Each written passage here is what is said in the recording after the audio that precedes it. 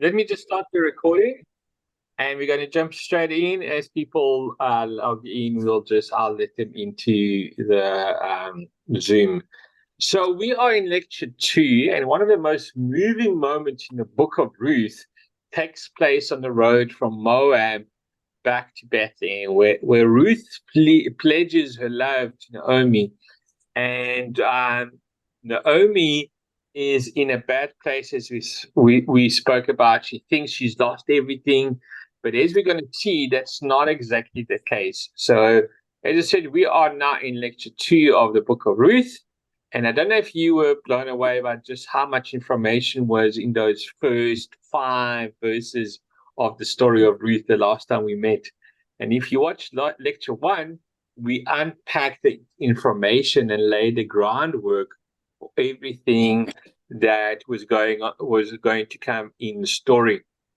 And so I want to start by just calling your attention back to this whole idea of recognizing our famine that we spoke about in lecture 1. It's so important sometimes for us to just acknowledge or recognize those famine times in our lives.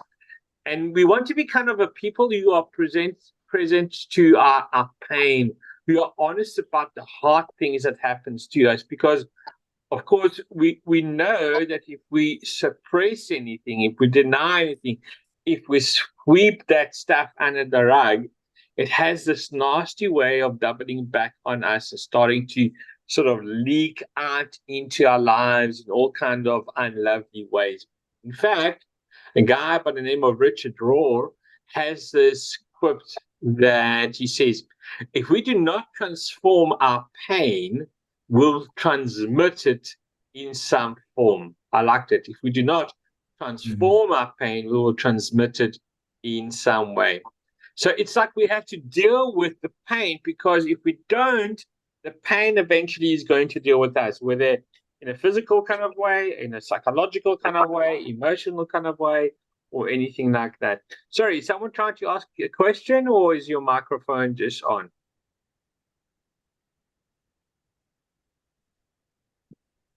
No, okay. So the question that I want to ask in this lecture really pick up with that very idea, and it's just this one. If acknowledging our famine or recognizing our famine is the first step back towards fullness, well, what comes next after that? How do you begin to claw yourself back from a place of famine and fertility to a place of fullness and flourishing? And what we're going to see as we look through the rest of the chapter 1 are 2 drastic different responses to pain in Naomi and in Ruth. So let's start with Naomi. In Ruth chapter 1, verse 6 and 7, Naomi is in Moab, and she hears that God has remembered his people and is given a harvest back in Bethlehem. So Naomi, who's lost so much, does what you would expect her to do. She makes the decision to go home, and so she starts this journey from Moab back to Bethlehem. And you can see on the map there, basically where Moab is in relationship to Bethlehem.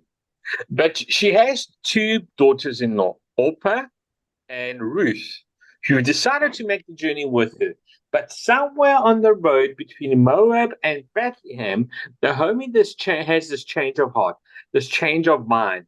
And she turns to Orpah and Ruth, and she says to them this, go back, each of you, to your mother's house. May the Lord deal kindly with you as you have dealt with the dead and with me. May the Lord grant that you may find security, each of you, in the house of your husband. Then she kisses them, and they wept aloud. So there is this really tender moment, tender scene on the road where these 3 women who love each other so much are holding on to each other, and they are weeping loudly. It's beautiful, but it's also a little confusing.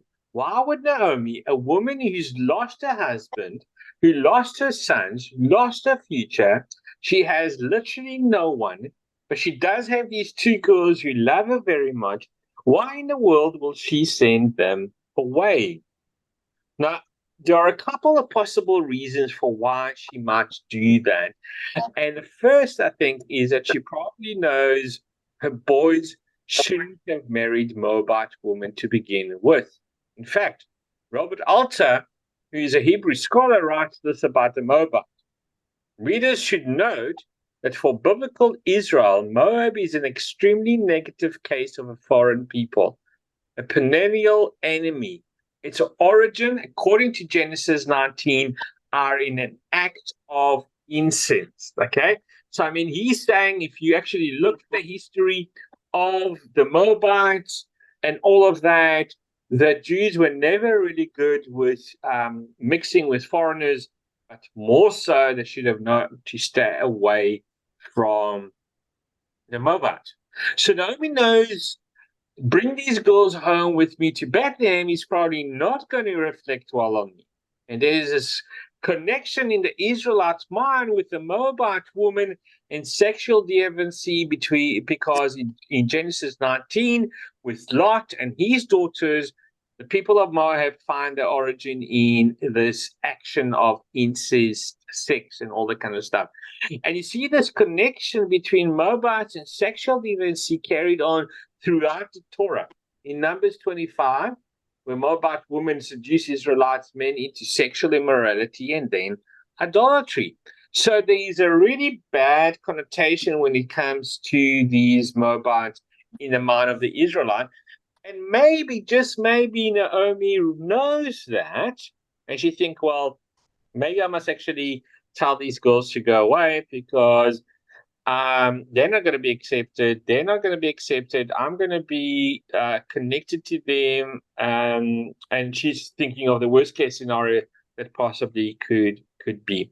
And then, of course, Deuteronomy comes up with this prohibition about the Ammonites and Moabites entering the assembly of the Lord even to the 10th generation, which we spoke about. We looked at that reference last time. So I think at one level, Naomi knows, oh, well, man, if I show up at home and I have got these two Moabite women in tow, this is not going to look good. Okay? So Naomi is now thinking about herself again. Often when we read this story, we think, oh, shame, poor Naomi, poor Naomi. But I think Naomi is not as poor as we think that she is, okay? Now, there's also the possibility that Naomi knows that these two Moabite girls, if they come back with her, they might not be treated well in Israel. It's also possible that she's thinking about their well-being and sent them home as a way to provide a better future for them. I don't think so. I tend to agree. The more I look at that story, the more I think that Naomi was very calculating. And the reason for it, why I'm saying it, is going to come up in the future lectures and how she makes her and Boaz. I think Naomi knows exactly what's going on, and I don't really think that she is that concerned about the well-being and sending them away. But regardless of the reason, she sent them home. What I want you to see in Naomi's response to her pain is just this, that evil often seeks to cut us off and convince us that we are alone. Don't you find that often the case? Any comments, guys, up to now?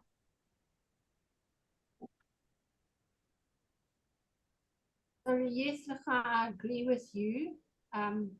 We do cut ourselves off when we experiencing pain. And I hadn't thought of Naomi as not thinking of the well-being of her daughters-in-law. It'll be interesting to see where you take that. Yeah, and Carol, that is, you're not the only one. I mean, originally I was thinking as well. I said, poor Naomi, she's really, really in a bad situation here, and but the more I look into this, the more I'm thinking, I'm not so convinced. But yeah, we will explore it together, and then at the end, it will be interesting to see where you guys are at. Are still at the side of Naomi or not? But anyway, I know that as a parent, sorry, did someone say something? No, I just said thank you. Okay. Now, I know as a parent, this is one of the most painful experiences. You love your child so much and you're trying to move closer to them. And I don't know why this is, and I don't know why we do this, but there is something about brokenness and the fury of a human heart that in our trashing, in our pain, we will often push away the very people who love us the most and are there to help us. And Naomi, maybe if we give Naomi a credit, or if we feel sorry for Naomi, maybe Naomi is doing that with these two girls who love her. And if you just kind of zoom out from that chapter 1, and you look down and you pick at this random couple of different phrases that you hear from Naomi, this is sort of the thing that you start to hear. And listen very carefully. And we know this passage so well, but we miss it out. And look what I've underlined there. Oh, the Lord has turned, and you have to put in a moaning or woe is me, nobody loves me, I'm going to eat some worms type of thing in the background, okay? So listen to this with like a bit of a moaning kind of attitude. Oh, the Lord has turned against me. The Almighty has dealt bitterly with me. The Lord has brought me back empty. The Lord has dealt harshly with me. The Almighty has brought calamity upon me. Woe is me. Can you hear that, right? It might be dramatic here. But it's sort of like you sort of waiting for a violin to play in the background and like, oh, Anyway, I mean, in just a span. I'm waiting for your oy vey. The oy vey, yeah. There's no oy vey here yet, right? I mean, in just the span of a chapter, Naomi is giving God the business here.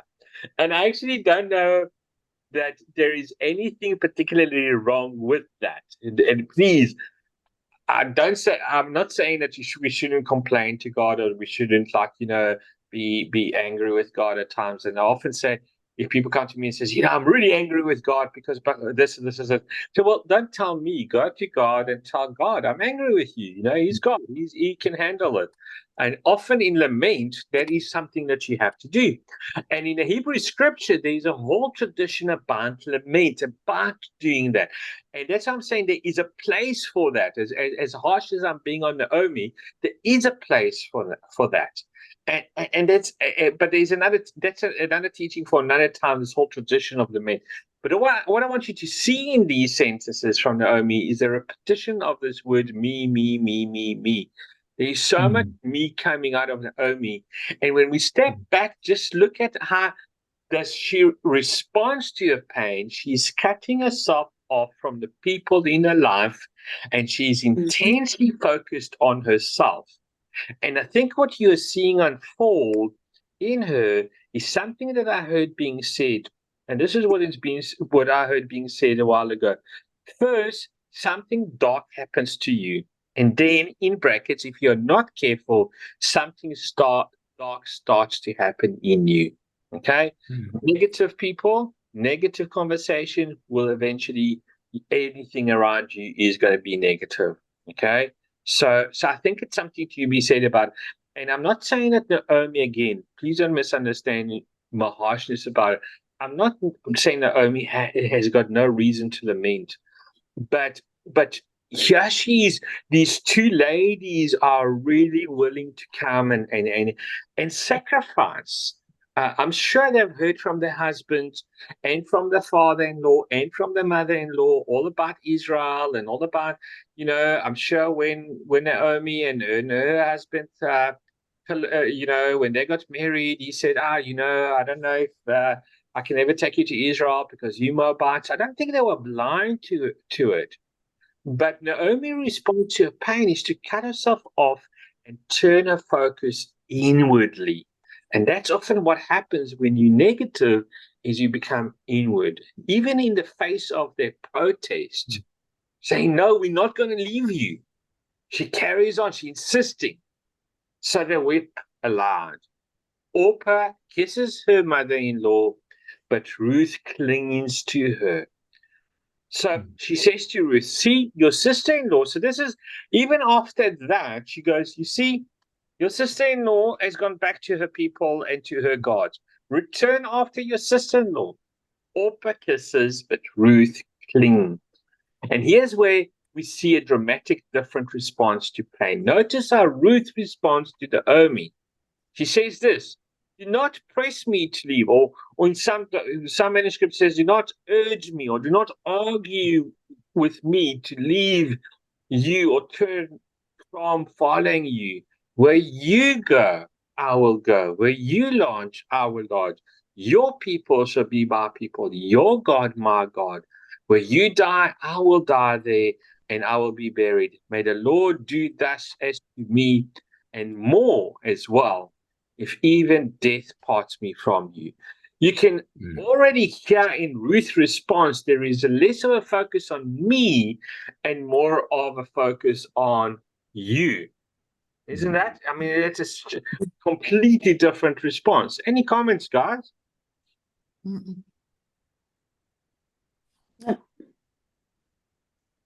Okay. You're in awe of her response, aren't you? Now, keep in mind, Ruth has lost a husband. Ruth is in the same boat, if you will, as Naomi. Ruth has also lost a husband. Ruth has been barren for 10 years. Ruth is leaving everything she knows, her country, her family, to come with Naomi back to a country that she doesn't even know. But Naomi doesn't acknowledge that at all.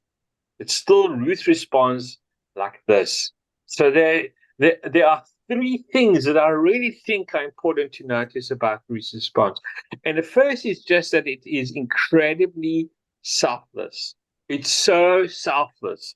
And as we said in our last lecture, the book of Ruth is set in the time of the judges.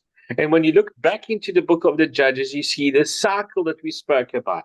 And if you had to capture in a phrase what is the time of the judges like in the nation of Israel, it says in those days there was no king in Israel. All the people did what was right in their own eyes. So it became very much a self-centered kind of culture. And Naomi comes in with completely a selflessness kind of approach in contrast to the self-centered culture that she's going to and that her mother-in-law is displaying. So now, in the land of Israel, it's all about me. Everybody focuses on their self-interest. But what's fascinating again is if you zoom out of Israel into a more global scale, and the very same thing is happening. This is a time during the time of the judges. And a number of scholars refer to that time on a global scale as the age of the nations. Okay. And so what happens during the age of the nation is that all of these major empires, and you can see that the Roman Empire, the Seleucid Empire, and then the Egyptian Empire, those were the main empires in those times. And they were typical world superpowers. For some reason, they were all in a state of decline and they're all losing their powers. And by the way, if you've been with me for a few of my lectures before, you will know that actually none of these superpowers were interested in Israel. Okay, I want to quickly show you. I just want to color in or paint. Where's my drawing thing there?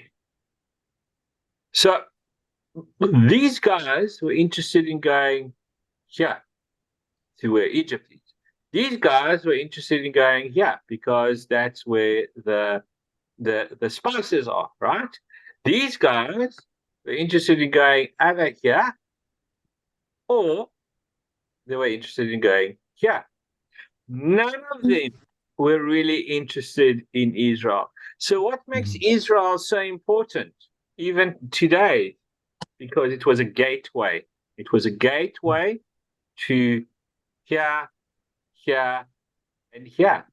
Okay, the people basically rested in Israel. They sort of took a bit of a pit stop. Israel was like a pit stop on the way to the other places. They were not actually interested in Israel at all. Isn't that interesting? But somehow Israel got involved, and Israel still gets involved because Israel is in the middle of the Middle East. So everyone is, concerned with what's happening in Israel, or at least they should be concerned with what's happening in Israel or what is not happening in Israel at the moment if you've been watching news and things like that.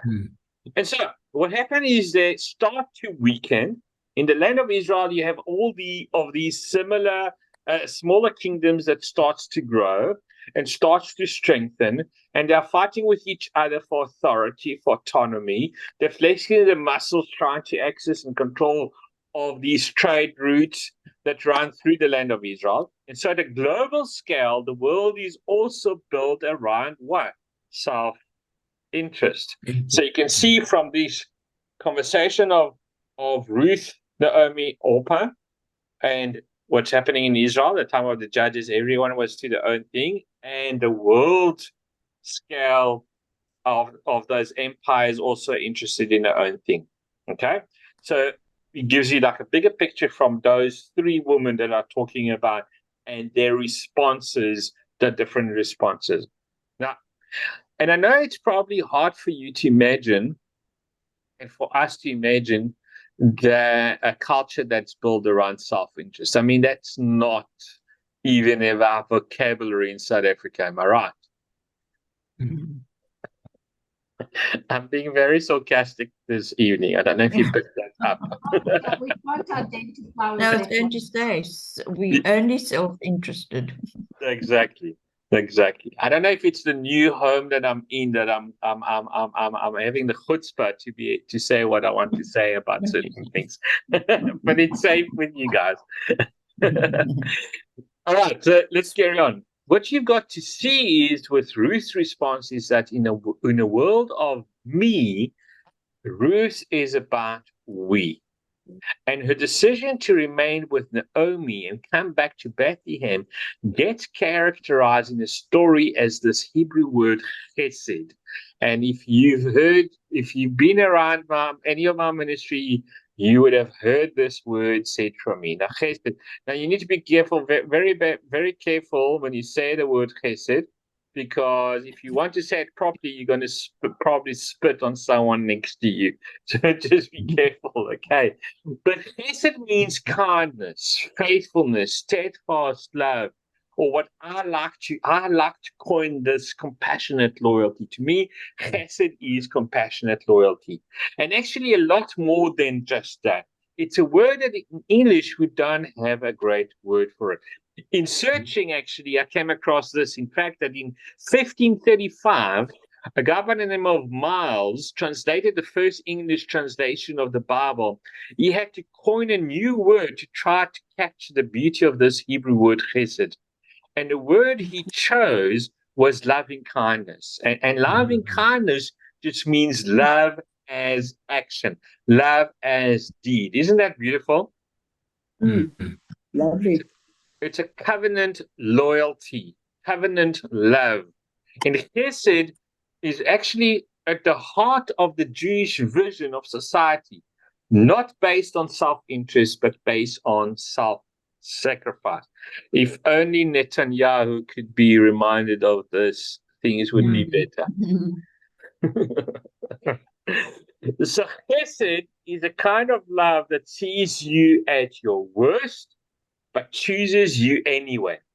Sounds familiar, like someone we know that does that for us? I mean, this is displaying Jesus, isn't it? This is grace, isn't it? I mean, chesed is grace. Grace is chesed. And chesed is a kind of love that loves you even when you can't keep your end of the bargain. Once again, okay?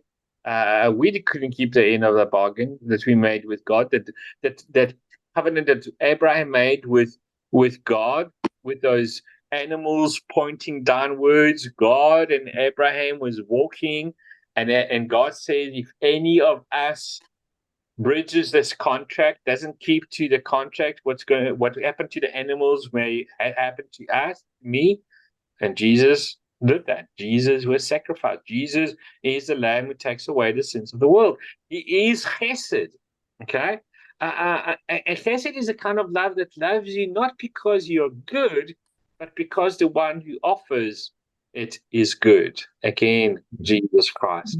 And his chesed, this loving kindness of Ruth, it will become the central theme of the story of Ruth.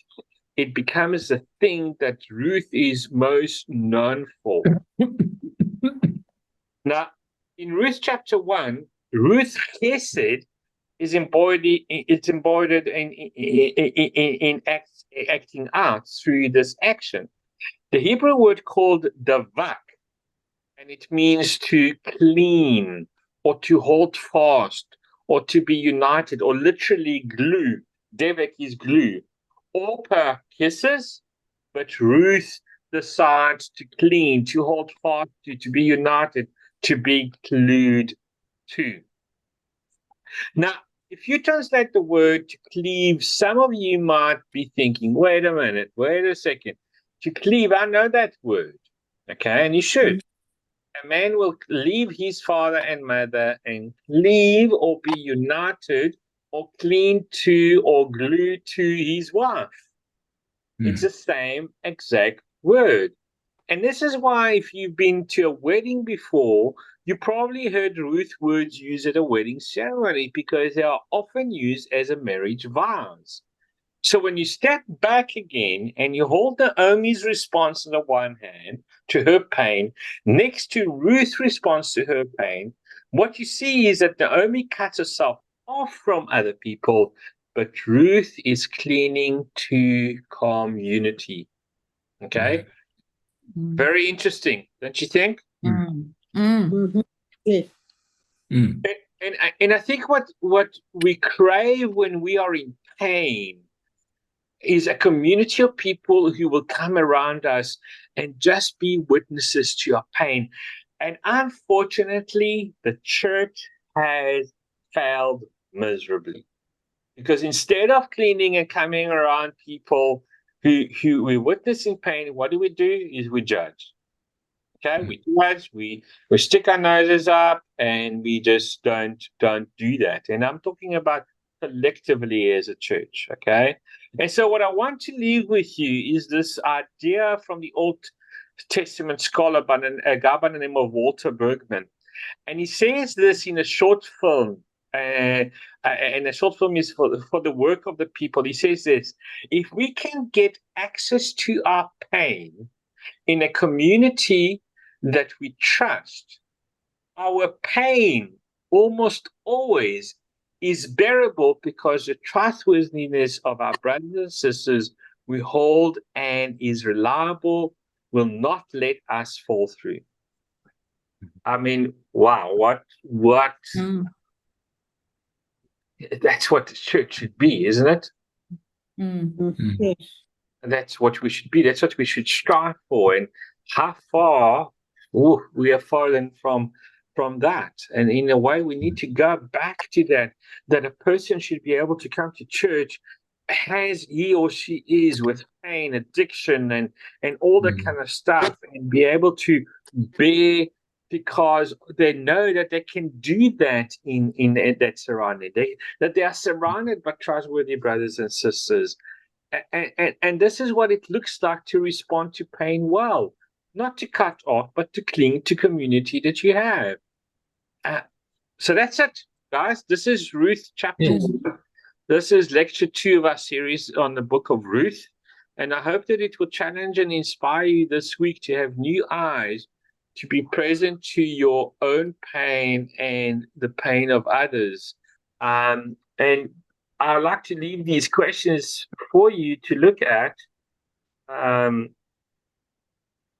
If you can try and look at some of the questions, ask yourself, ask if you're in a small group, ask in a small group.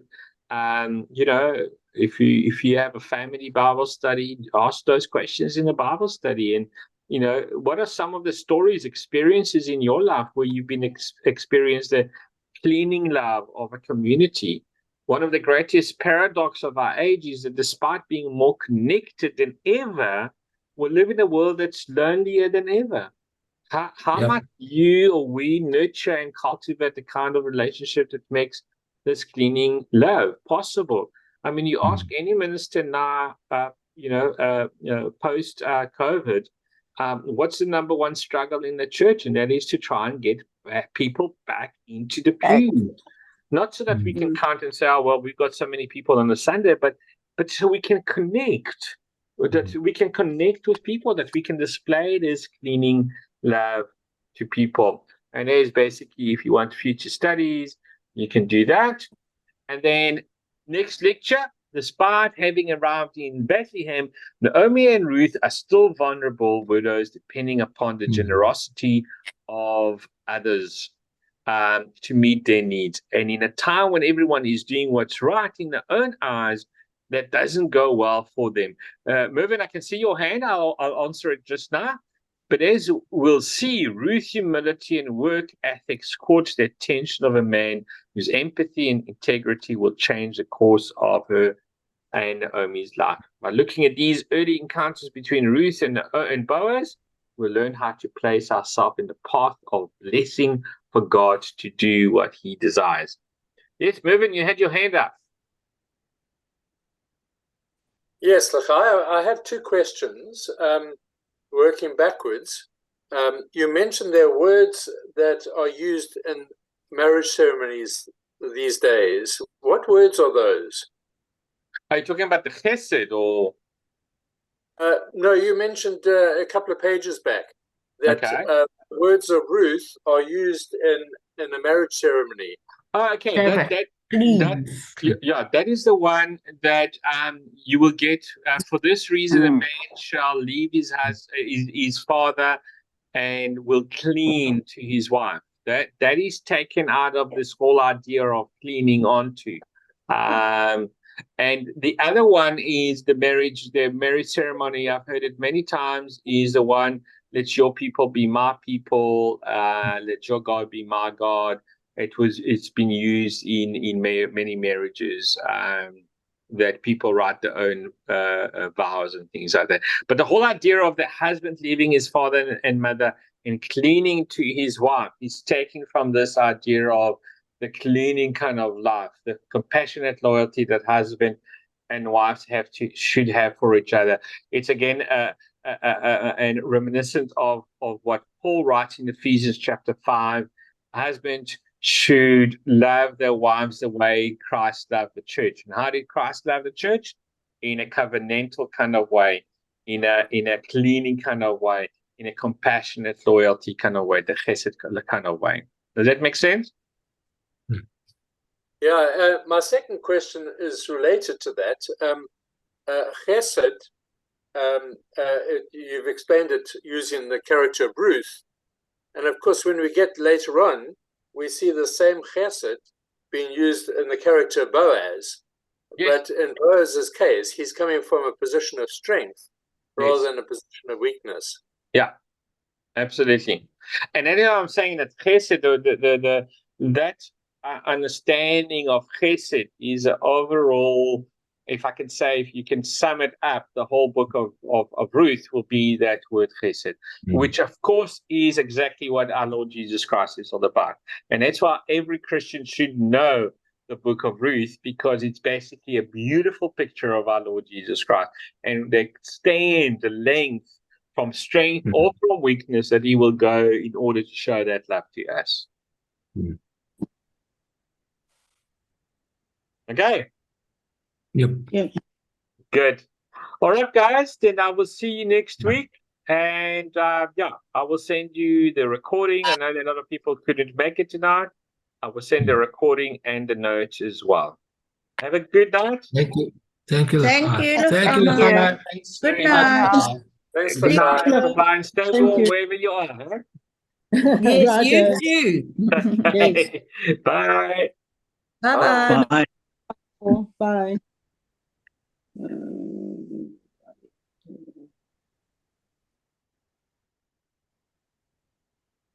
Bye.